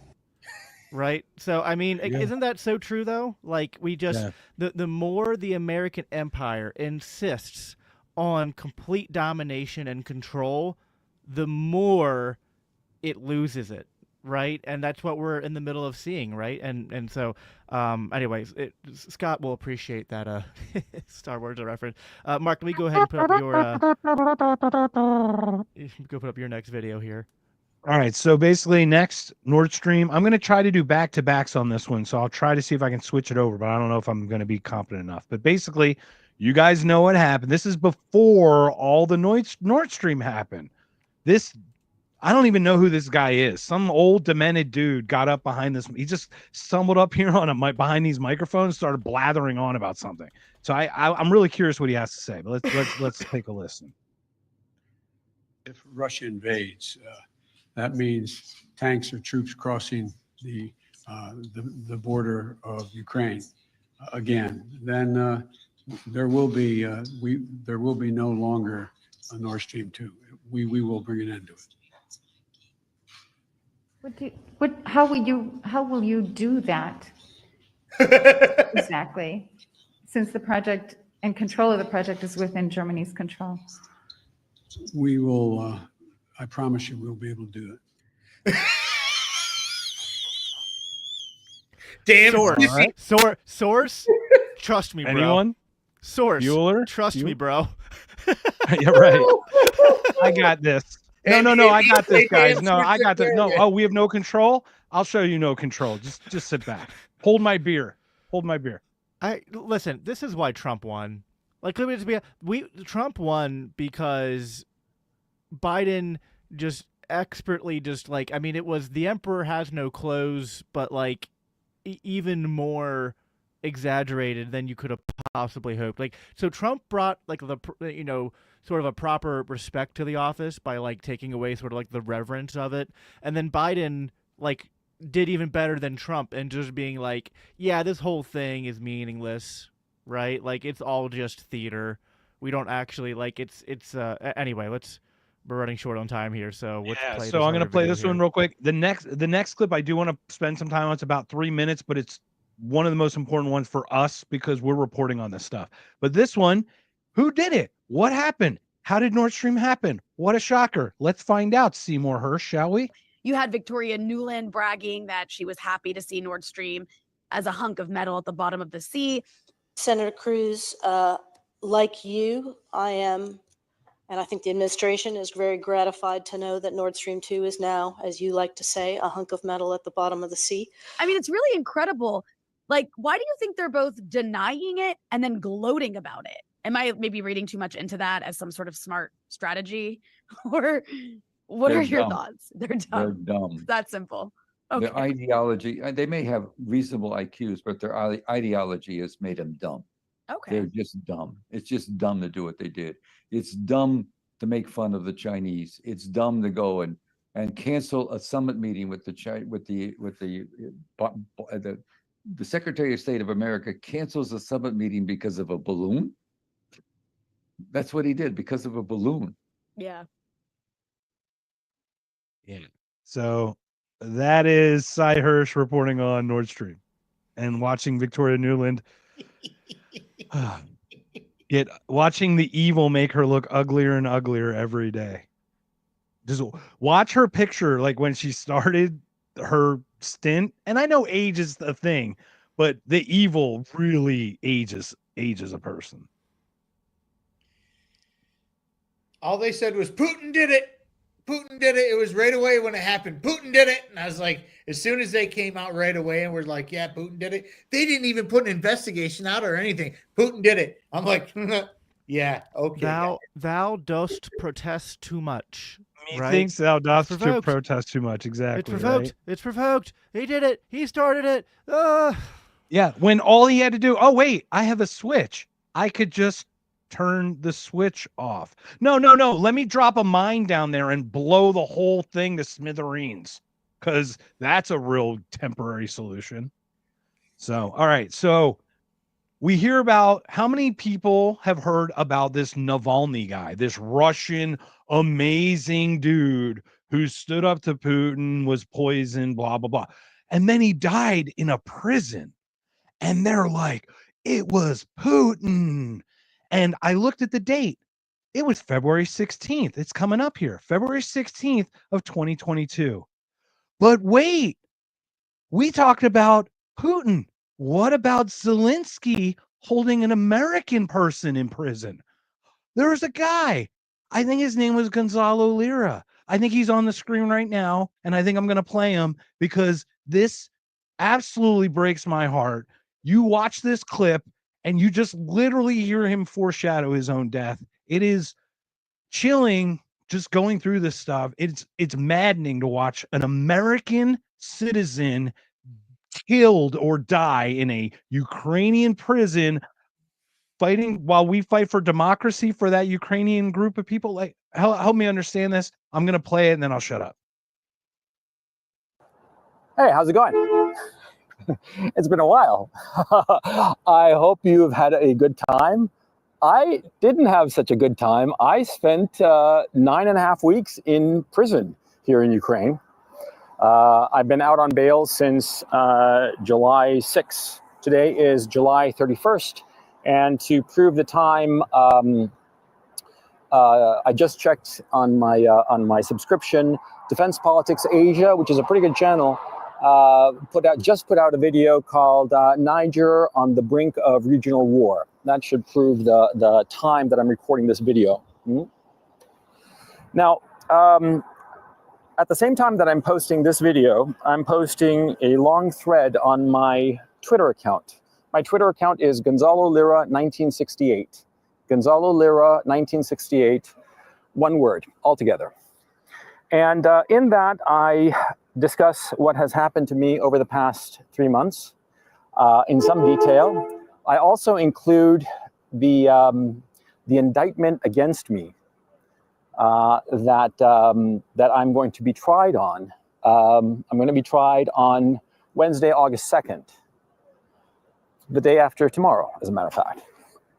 I posted both the original Ukraine language version and the translation. The translation was by the court-appointed translator, so I have no idea if it's accurate or not. Those of you who speak Ukraine will be able to give a better sense as to whether that translation is accurate, but that's besides the point. I put up the entire indictment in both the original and the translation so that you can see exactly what I was charged with and imprisoned for. Now, the charges are very serious because the penalty is 5 to 8 years in a prison labor camp. I'm 55 years old. And some of you may know, I have a fairly serious heart condition. I'm not going to survive 5 to 8 years. And I've already been told by people who would know that I will be found guilty. And because of circumstances, it would be convenient for me to serve out that sentence, for me to basically disappear. Disappear in a prison labor camp and, potentially die there, either naturally or unnaturally, as the case may be. So there it is. Guy foretells us, it's like his last broadcast, I think. And he died, right? Here we are. We're talking about Navalny, a Russian citizen, by the way, a Russian citizen dying in a Russian prison. Meanwhile, we have an American citizen, a journalist. We talk free speech. I don't agree with all the journalists. I think some journalists, I think a lot of journalists, I think all sides have some bias going in, but we must allow it and to watch this just eradicated by, we're funding that guy who killed journalism. Once again, another attack on speech by the same administration over and over. So I got a couple more clips. I don't want to waste any more of your time, guys, if you guys have to go, but I got to go. Unfortunately, we're yep, running no worries. we're running So at the 2 hour mark. basically, it was about the democracy, Zelensky canceling elections. He should have been out. I think it's March 20th this year. Cancels elections. We had elections during Civil War and World War II. So okay, whatever. And then finally, it was about just the military-industrial complex. Eisenhower warned us of it in his farewell presidential speech. So thank you. He did. He did. Great job, gentlemen. We covered a lot of content here, and we did 2 weeks of content here. Special, basically 2 hour episode here with Dave joining us for about an hour of it. I'm excited. We're close to the end. We got one more week, and then we'll probably do a finale. I'm going to reach out to Scott, see if he'll join us for that finale, which should be a lot of fun. So everyone stay tuned for that. So we'll definitely be here next Monday, and then we'll do another episode, which that might be, a week or two out. We'll see. We'll fit it to Scott's schedule. But yeah, no, boys, I mean, we're coming to the end of this journey, but I'm excited to keep doing stuff with you. I've enjoyed this process, enjoyed the sort of we got a good thing going here. We bounce off each other well. We all got different styles and approaches, but I think it works. I hope everyone here watching has enjoyed this. Please make sure that you're subscribed to all of our channels. Give this video a thumbs up wherever you are watching it. And Mark, Shawn, any closing thoughts here before we close out?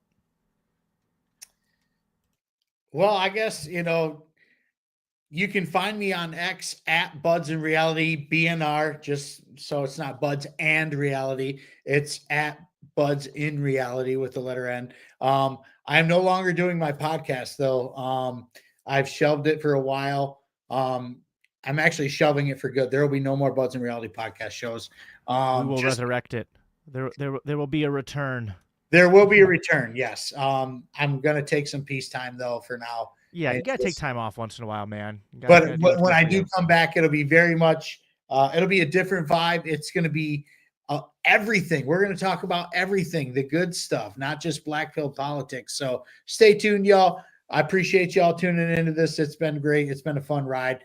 Mark Puls, what do you got to say, brother? Step on my podcast. I talk about everything, bro. You can't do that. Yeah, so Knocked Conscious. Cool thing is, Bud's going to be on with Zach, who's in the comments right now. Andrew, Jason dropped the Mask Pod this Thursday. We're going to talk about the coolest thing because this thing came up with RFK's confirmation about Bernie thought I was talking about, well, you talk about healthcare being a natural human right for the people in America. That's what it's about. So that's Bernie, and he was trying to sell healthcare as a natural human right. So we're going to go deep into Spooner. We're going to go deep into Hoppe. We're going to go deep into everything about what is a natural right, positive right versus negative right. I wish I wasn't also streaming Thursday night, but actually I'm going to be on someone else's show Thursday night and then streaming on mine after that. But man, that sounds like a lot of fun. I'll have to go watch that. I love me some Spooner. Man, there's some great like Spooner and what's his name? I forget his first name, Tucker, here in America. But they were two like the two like precursors to like Rothbard, and anarcho-capitalism, and so yeah, a lot of good stuff there. All right, everybody, if you enjoyed this, make sure again you're subscribed. You can find out more about me at Biblical Anarchy on X, or go to biblicalanarchypodcast.com. And I am this podcast is part of the Libertarian Christian Institute, and you can check out more about them at libertarianchristians.com. But that's all we have for you guys for tonight. Again, we'll be back here next Monday, and I'll also be back here Thursday as well. I don't remember the exact time, but I'll have that published somewhere on my social media before it comes out. And yeah, we'll talk to you all again real soon. Take care. Bye-bye. Peace.